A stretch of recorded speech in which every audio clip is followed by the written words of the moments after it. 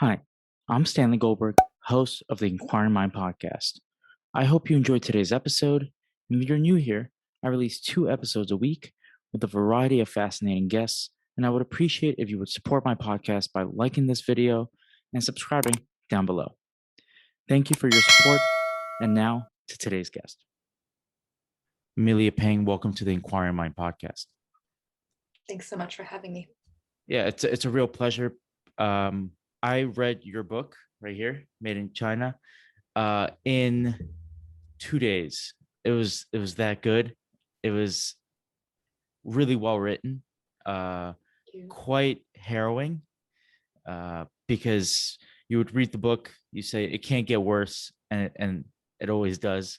Um, but um, before we get into the details of your book, because I have so many questions to ask, can you tell the audience why you decided to sit down and write this book and why this issue in particular was so important? Sure. For those who don't know, my book is called Made in China, A Prisoner, an SOS Letter, um, and the Hidden Cost of America's Cheap Goods. And it's a nonfiction book. It follows the true story of an American woman in Oregon. She's just this normal suburban mom of two, and she was planning to decorate a Halloween party for one of her children, and she's just looking through kind of all of the Halloween decorations she's collected over the years, and she comes across this one box that has never been opened. One of those things that was only purchased because it was an insanely cheap bargain deal at Kmart, actually. And when she opened it, she was shocked to find an SOS letter written by the forced labor in China who had made and packaged this very product. So the book tells his story, how he landed in a labor camp in Liaoning, China, and how the products they were making there ended up selling at a Kmart in Portland, Oregon.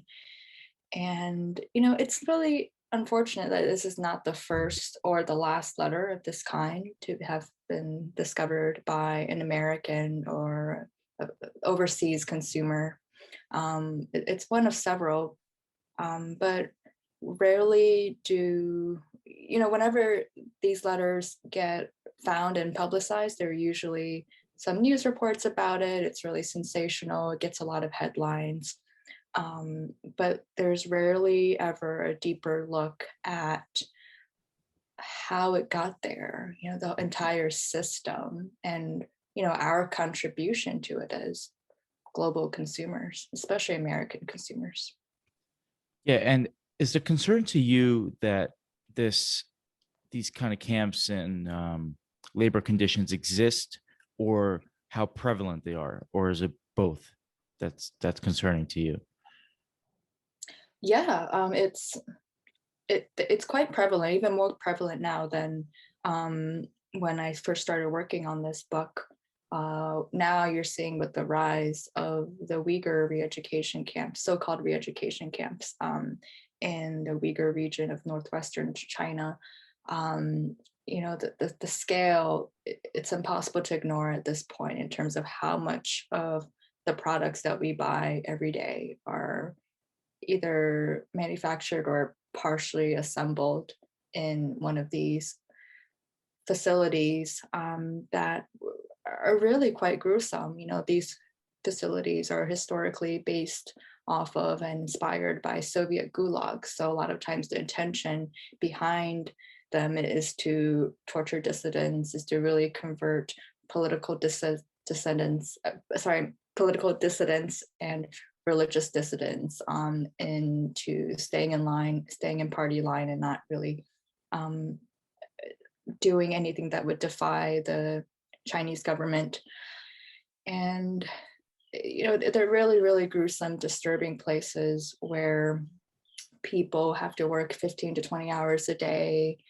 They often don't have enough food. They don't have proper equipment to help them to protect them and they don't have any kind of protective gear to help them do that manufacturing work, and often get injured during the job, and lack access to medical care.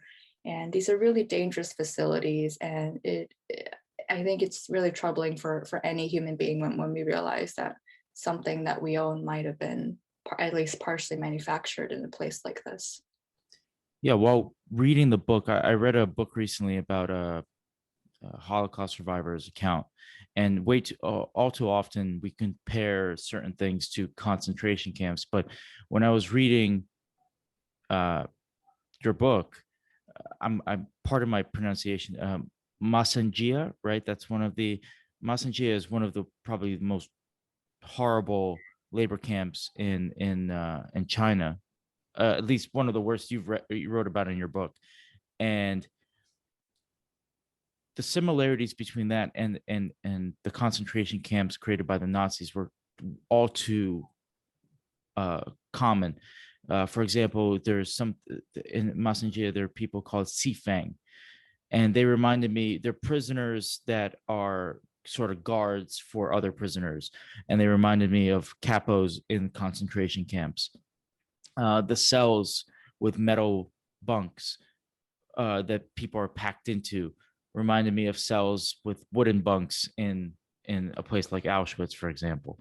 Um, the showers that people were allowed to take that only ran cold water, that was also a tactic used by the Nazis, where it was a way of kind of making fun of the prisoners, even though for them a shower was a shower, and they would take the cold water over nothing. Um, is this a fair assessment in your opinion to compare it to a concentration camp? I mean, it's extremely gruesome and disturbing conditions, and a very large number of people die in these facilities. But I know that there's a lot of maybe Holocaust survivors and Jewish associations who would be reluctant to make a direct comparison, because there's nothing really that can quite compare to the Holocaust, and it's its own unique.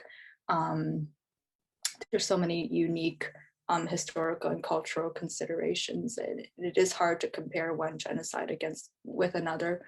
But I do see what you're saying, and I appreciate you bringing that up.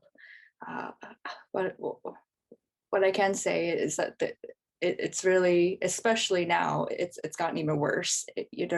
China is really targeting, um, particularly targeting one ethnic and religious group, which is the Uyghur Muslims, and the scale of the arrests and the detainment. There's millions of Uyghurs detained in these facilities, and it's very hard for any researcher or journalist to go in and report about it without getting followed and tracked.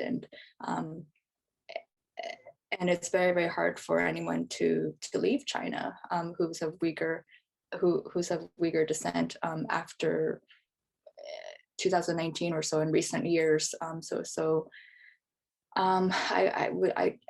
do appreciate you bringing that up, and I hope more people would be pay more attention to what's currently happening to this particular ethnic group. Can you elaborate on, to the people that don't know, what is going on to the Uyghurs in China at the moment? Right. The Uyghurs are a Turkic ethnic group in China, in northwestern China. They're Central Asians, really. They have darker skin. They don't really look Chinese. What you would think of as Chinese, as Han Chinese. And that region borders many countries such as Pakistan. There's a lot of Middle Eastern countries that border the Xinjiang region, which is what China calls them, and what the Uyghurs don't say that they're part of East Turkestan. They don't recognize China's colonization of the area. But that region is an extremely lucrative and important investment for the Chinese government, and that's closely tied to why there's been such a intense crackdown against the Uyghurs in recent years. you know, the Xinjiang region is a key part of the Belt and Road Initiative, which is $1 trillion economic development strategy that especially that particular route, it connects China to the Middle East, it connects China to West Asia and Europe. Um, and there's a lot of infrastructure investments, a lot of 5G networks. It's a major, very expensive transportation hub of huge logistical importance to China. It's almost too big to fail. So they previously there has been some very small scale protests erupting in that region due to the Uyghurs over the decades living quite impoverished lives and not really getting a lot of fair treatment and workers' rights in China. But those uprisings were really quite small, and I think the fear is that there might be there large scale uprisings in that region that could potentially um, interfere with their financial investments in the region. So that's really what a lot of academics believe is why there's such a large scale crackdown on the Uyghurs have happened in recent years. Mm. And this made the news in the United States, around the world, that this was happening, and it seemed to catch people's attention for a little while, and then it kind of died down. Although, from what I know, the treatment of the Uyghurs has not stopped. It's probably only escalated in the months since the coverage kind of died down. Um, is there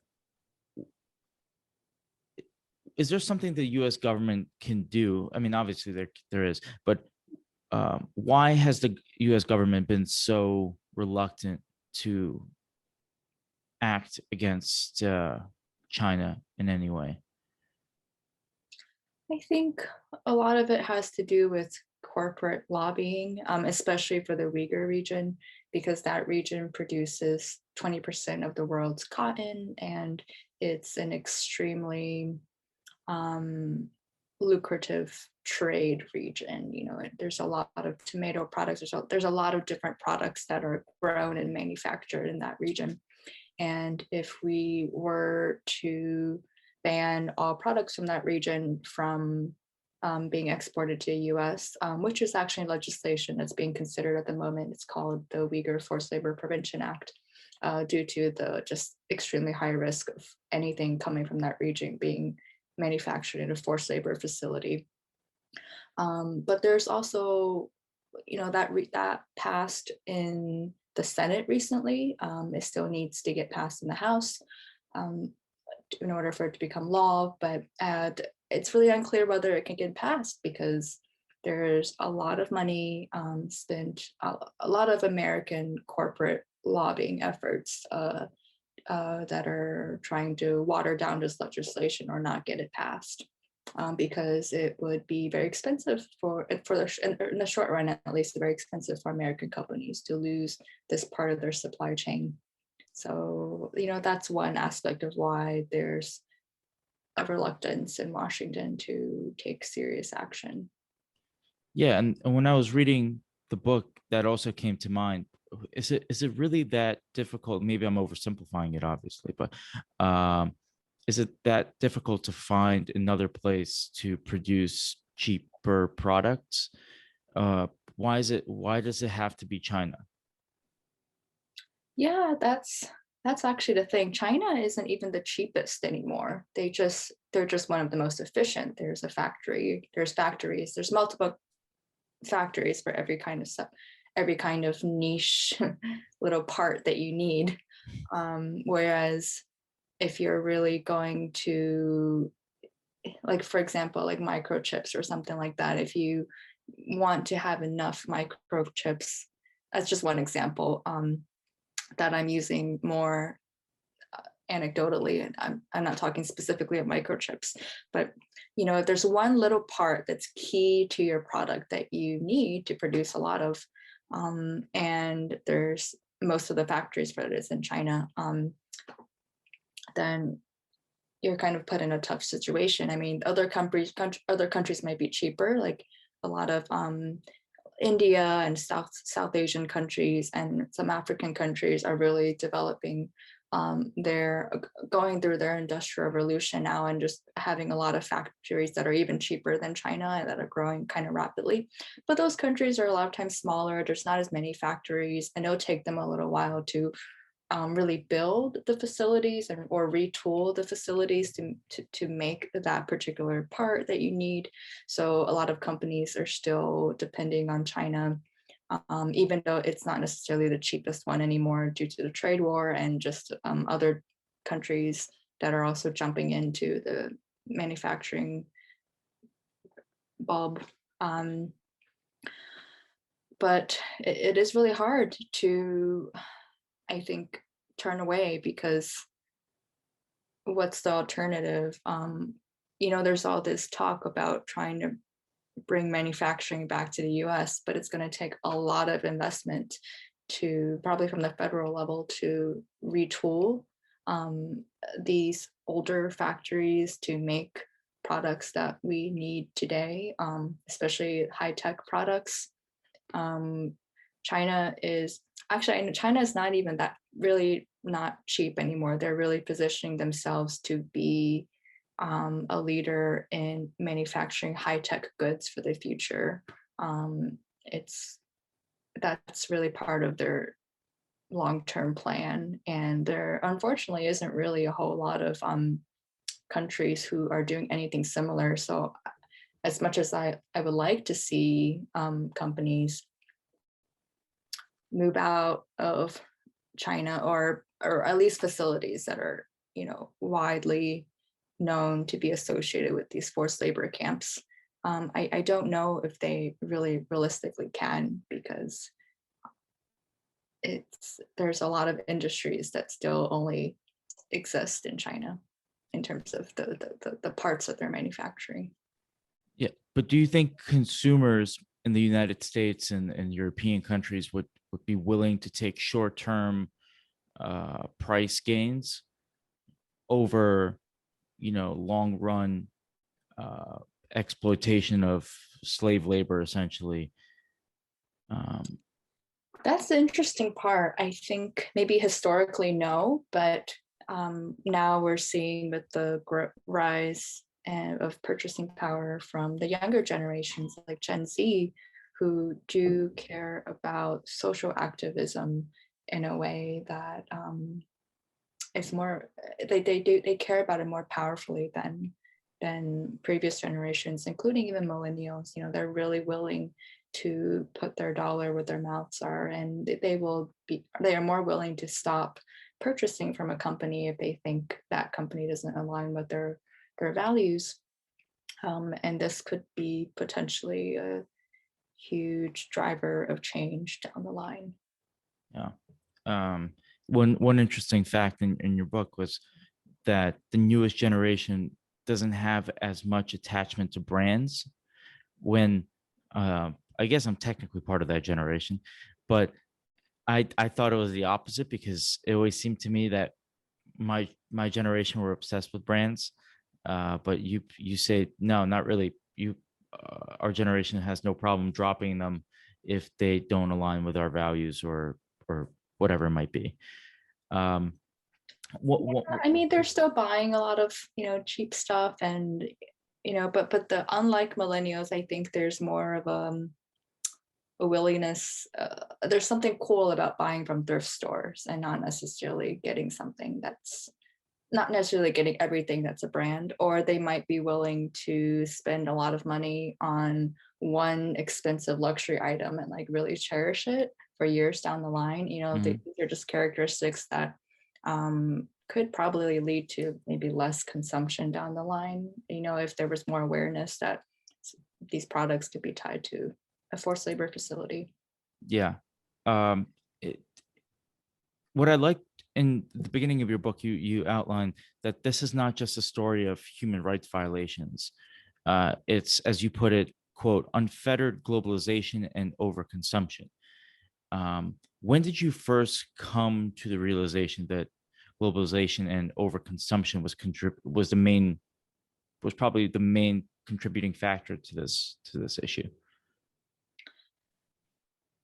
When I was researching the auditing and manufacturing process in terms of the whole supply chain, how does a product that's manufactured in this horrific facility end up selling in stores all over the world? And it's due to demand.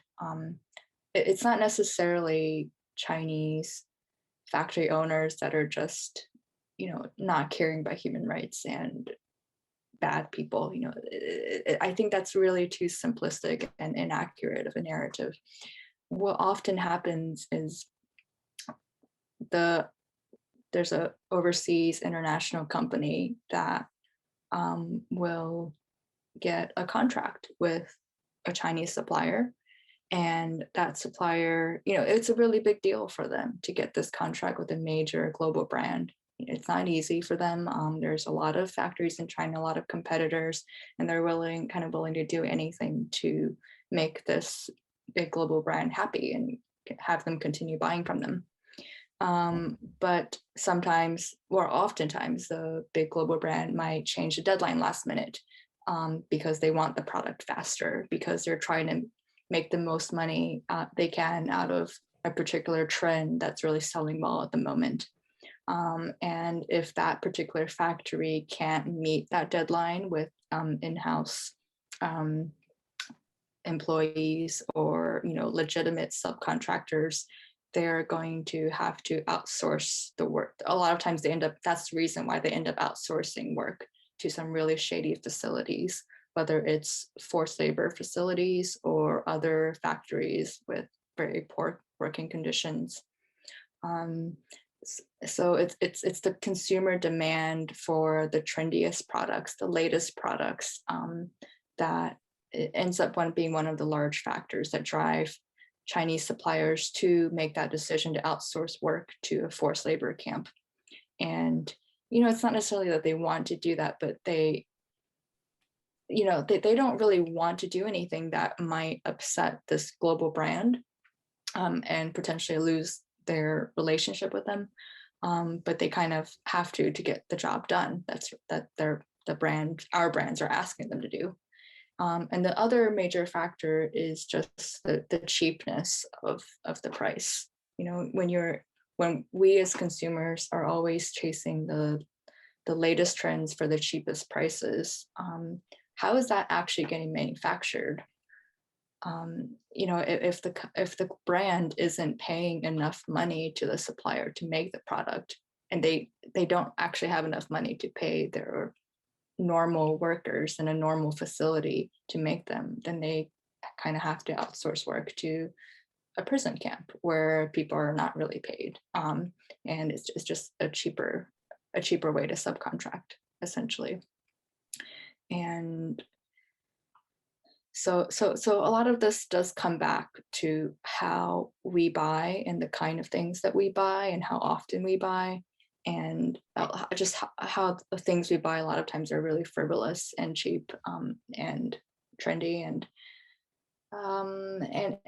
so I do think that we can impact change down the line by changing our shopping habits in a way. So I know we talk about a lot of pressing things in the book, but I do want to mention that this is ultimately a book about hope, about how we can impact these changes down the line through a simple change in the way that we shop. When researching the book and then, writing it, did you have any personal changes to your buying habits, or did you start noticing certain things that you didn't before? Yeah. When I don't know if there is any brand that definitely isn't associated with any kind of forced labor in the supply chain. I think that's really hard to say. But what I try to do is just to buy less, or when I buy something, I really try to enter like a relationship, a commitment to this particular product. Like, I only buy things that I feel like I'm really going to use or wear for years down the line. I'm not just going to throw away because it's suddenly not trendy anymore to have this particular design. I try to avoid things that are, super, super trendy or super, super, things that are just fads, like things that are, for example, certain colors or maybe I know I see a lot of young people wearing tie-dye right now, and it's really trendy. And but is that still going to be trendy next summer or 2 years from now? Probably not. You might feel a little ridiculous wearing tie-dye then, and you're going to probably want to throw away all your tie-dye clothes um, a year or two from now. So, I try not to buy stuff like that I know I may not feel comfortable wearing for the long term. And I think that does help down the line. It's just putting less pressure on these factories to outsource work to labor camps, essentially. Yeah, and in the midst of your at times very depressing book, you throw in Marie Kondo into the mix, and I think Marie Kondo has the best way of handling things that you care about or you don't care about. It's I forgot what she says, but if it sparks joy, right? Like Yeah. if an object sparks joy, then keep it. If it doesn't, get rid of it. I think people have a lot of unnecessary anxiety when it comes to maybe picking out their clothes in the morning or looking at their closets and going, "Oh my God, I have too many things," but they keep buying things because you know you see things in the store window and you go, "Oh, I want that," but that might actually be uh, a bad idea in the long run. Um, so one of the most depressing stories you tell, and he's central to your book, is the story of Sun. Right, Sun, correct? Mhm. Yeah. He went through probably all sorts of hell um, to get out and have his story heard. Can you please tell the audience that obviously hasn't read the book, and I know you devote a lot of pages to the book, so people should buy the book and read it. Can you tell maybe a brief overview of who is Sun and how did you first hear about him and why is he so central to your book? Yeah, Soon was the author of the SOS letter that eventually got discovered in Portland, Oregon, in a product in Kmart. He was this engineer, and he got involved with the band spiritual group called Falun Gong, that and took on a lot of pro-democracy activism in his later years that eventually landed him in a labor camp. And um, you know, I just wanted to tell somebody's story, and I thought his story was a good one to tell because of the fact that he was a political dissident. He wasn't, any kind of violent criminal who landed in a camp. He was somebody who was really trying to work for a freer China, and I think it was just really chilling to focus on that particular camp at the time. When I was first starting my research, particularly, I thought it would be good to focus on that camp because they were manufacturing decorative gravestones for Halloween, and it's a chilling allegory because this is a labor camp where people die and they get buried in unmarked graves, and here they are making fake gravestones to sell as decoration in America. And I thought that was just a powerful anecdote for telling this story of globalization, how we're contributing to the success and rise of these camps in a way. And what happened to Sun after he got out eventually? What happened to Sun? Yeah, against all odds, he got out. It's a very, very gripping Long story, story. Yeah. long and gripping story how he got out. But and I think in the end, he just wanted his story heard. He wanted the people who bought these products to know how it was made, and Yeah. that's what I tried to tell in the book, and what I hope people will take from it. What's truly most depressing about his story is the fact that he, in a lot of ways, sacrificed his life to this cause because, as you mentioned, he was an engineer. He came from a very poor family.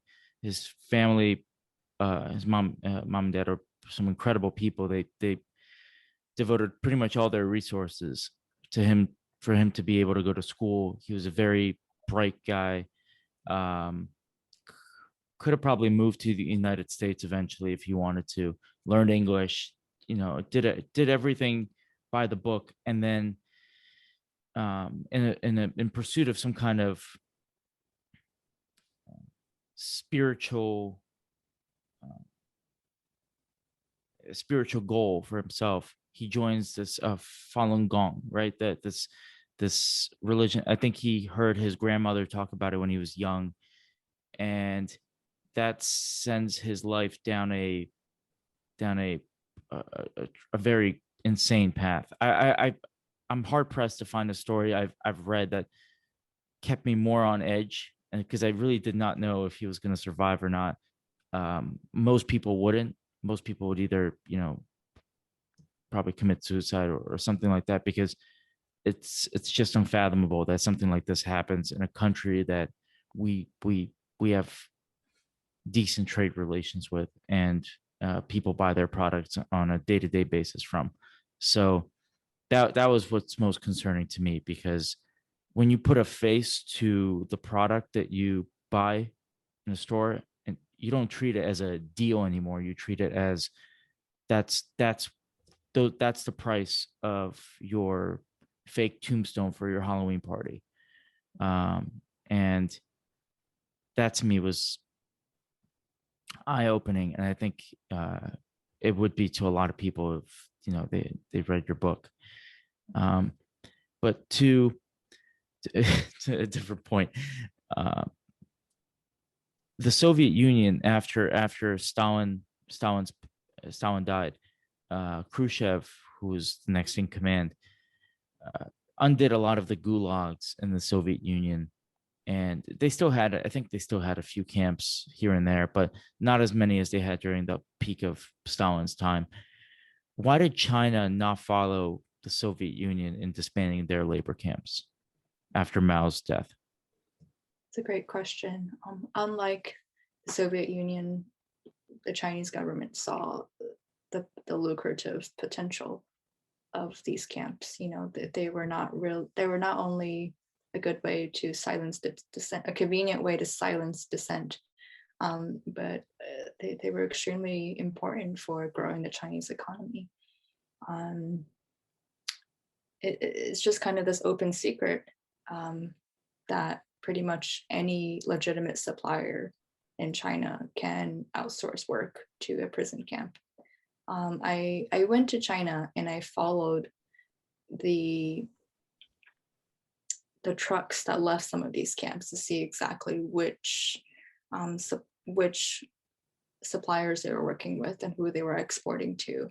And they were working with all kinds of major global official factories, including a supplier that was listed on Apple's official supply chain list. And the problem is that auditors, a company like Apple, wouldn't know about it, or they wouldn't be willing to admit that one of their factories may be associated with a labor camp, because they say they do audits and they confirm with their audits that that factory is has great working conditions for their workers, and Mm-hmm. maybe it does, but the audits don't check for these kinds of secret subcontracting that happens. So it's just kind of this open secret that has been accepted by major global brands, and nobody is really asking questions. So and that's why it's really exploded the way that it has over the last few decades. And I think since the brands themselves are not willing to do more to cut forced labor out of the supply chain, it really takes legislative action and consumer activism to, I think, really move the needle. So I appreciate you, sharing this book and sharing this with your listeners.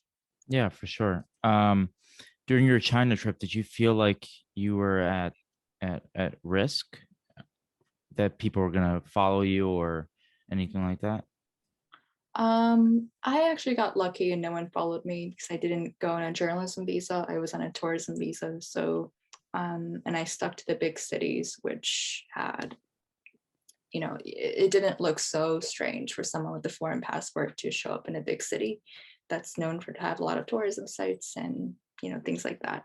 So I actually didn't get followed. And I was lucky to get some really great insights during my research, just going to these camps and talking to the guards and just how, it was just shocking how willing and how easily they shared what they sold inside. If you said that you were with, if you were somebody from a factory or a brand that wanted to buy from them, it just sounded like something that they often discussed with buyers, and they felt very comfortable with discussing with buyers. So if anybody, I think if I, as an individual journalist with limited resource, was able to bridge that connection between a forced labor facility and some major global brands, these brands with millions of dollars to spend on audits can definitely find out more than what I was able to if they wanted to look. But nobody is really requiring them to look. Like, no laws really require them to do more to ensure that their factories are not secretly subcontracting to some really disturbing places. And consumers aren't really asking them to release their audit reports or do better audits. And so, until there is more of those two elements entered into the game, I don't think I think brands will just continue ignoring the problem, and China will continue growing these camps. Yeah, I think this book also highlighted the weakness of American leadership, and for both Republican and Democrat, because the first person you talk about was George H.W. Bush, putting in some kind of restrictions on trade with China, but it wasn't really a restriction on trade because you can get around it pretty easily. Same thing with Bill Clinton after him. Um, did you do you think it's gotten do you think there's a president, or do you have hope that Joe Biden, for example, would have success in dealing with China, or no? I don't know, but I do think the one legislation that could be potentially really impactful is the the Uyghur Forced Labor Prevention Act, which would ban all products from the Xinjiang region, which is where a lot of the Uyghur camps are.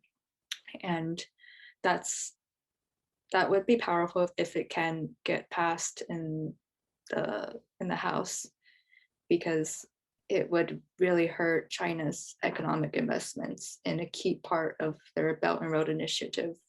And if anything, I think that's the thing that could push China to ease up on the camps and release the Uyghurs, at least. Yeah. One of the greatest scams that you read about in your book is the audits, as you mentioned. Um, there, I forget, two or three different kinds of audits that you can do. There's the $100 one that's kind of just like a throwaway audit, just to show that you did something. And then there are the more in-depth ones that are more expensive. But what you mentioned is that the sheer amount that you would have to run, even a big corporation would find it pretty expensive at the end of the day to run these audits consistently. Um, what's surprising to me is that we don't have a government agency in the United States that can audit the audits. Like, I guess the auditing of the audit department. I don't know, but do you know why that is? Again, I just want to highlight um, the fact that there's a book. There are probably numerous books out there. Your book that account that show all of these horrible acts in these labor camps means that the U.S. government must know that this is going on. Oh, It's for sure. either I know. There's been congressional hearings about these camps. The right. government definitely knows. So in some ways, willful ignorance. In some, that's what it seems to me, at least. Like it just, you know, that the audits are the one way that companies use to get around it. Yet you don't even bother to audit the audits. Like it doesn't seem to make sense to me, at least.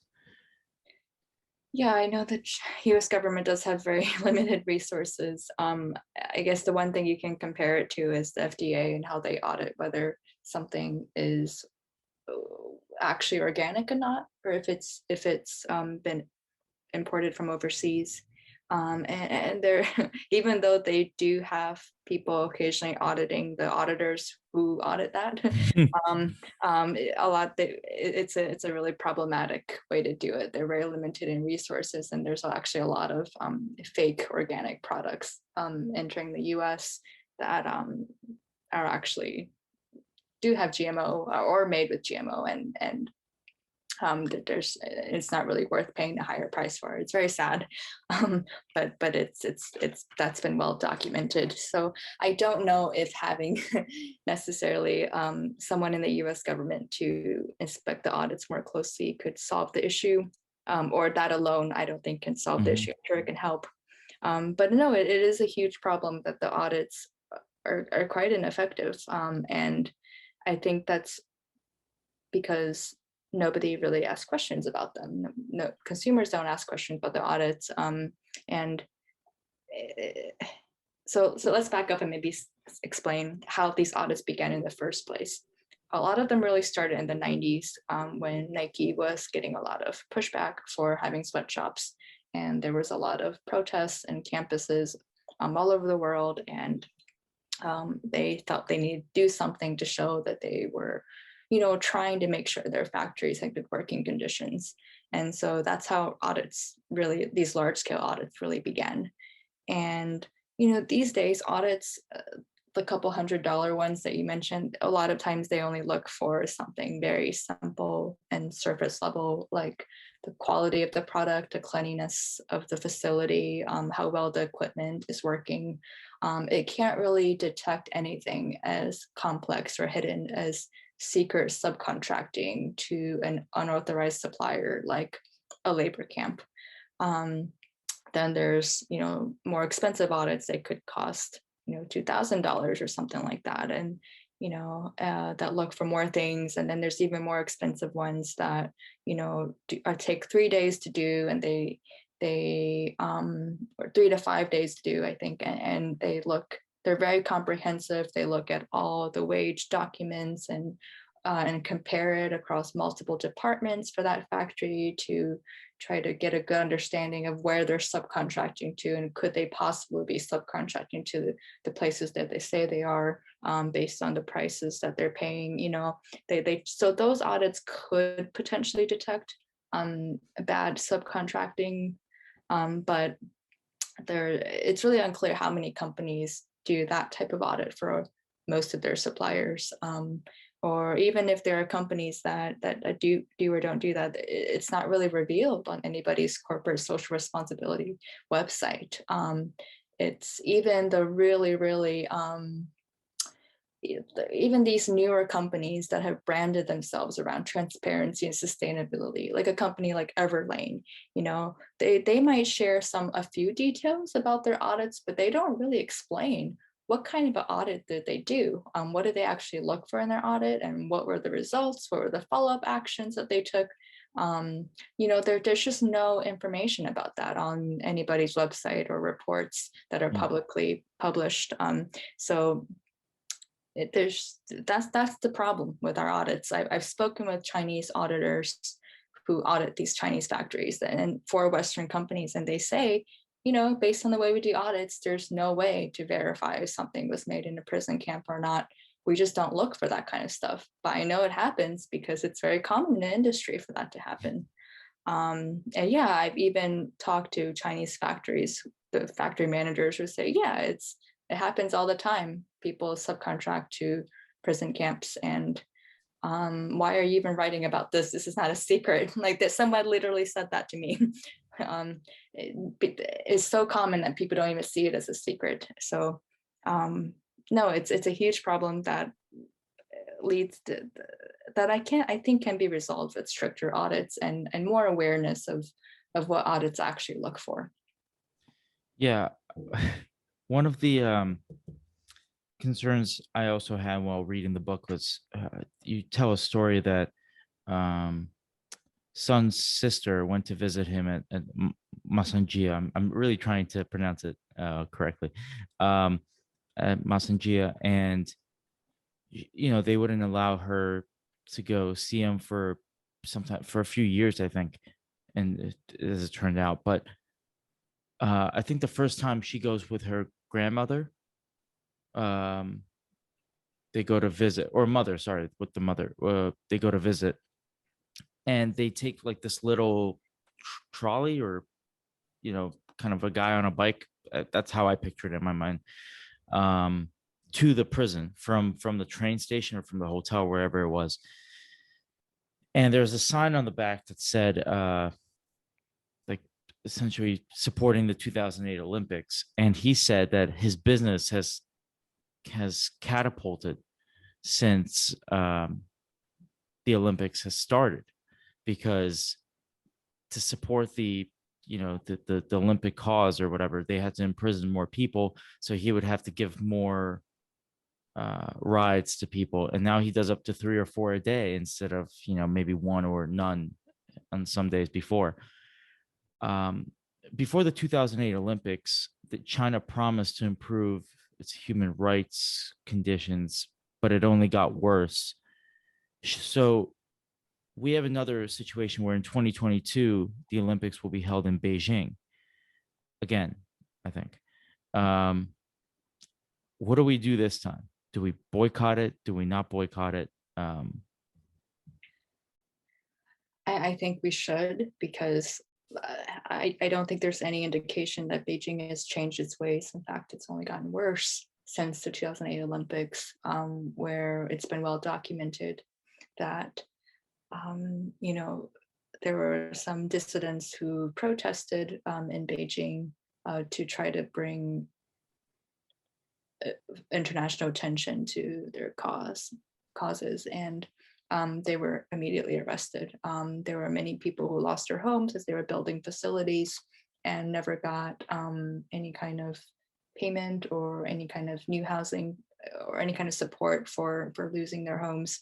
There were all kinds of human rights issues that happened as a result of the Olympics, and really large scale arrests of dissidents, because China wanted to paint a very, very clean and manufactured picture to the foreign journalists and coming into the international eyes that were watching.